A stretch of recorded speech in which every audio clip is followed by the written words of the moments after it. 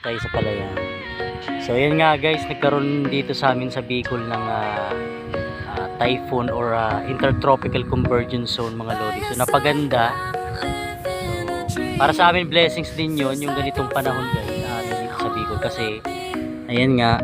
So dati di ba yung pinakita ko to, wala siyang katubig-tubig at nagbibitak-bitak na yung lupa ngayon. And guys, meron siyang tubig Ayan. Mainam to guys. So ayan, pwede ko na siyang pwede ko siyang lagyan ng medisina or isprayhan ng medicine para sa mga damo kasi marami na siyang damo. Ayan, at meron siyang uod guys at isang medisina rin para sa uod guys, kagaya nito guys so meron na siyang uod at ayan, isprayan na natin siya ng medicine mga guys. At pagtapos nating isprayan to, so mag-aabono na tayo ng kalahating sako guys. So kalahating sako muna. Ayan, ito yung uod niya guys. Mapansin nyo guys, meron siyang uod at ayan at isprayan na natin siya.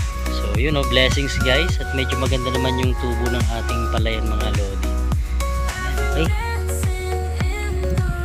so meron nga talaga siyang uod guys, kaya kailangan natin siyang isprayan. Yung kuhol naman guys, okay lang yung kuhol.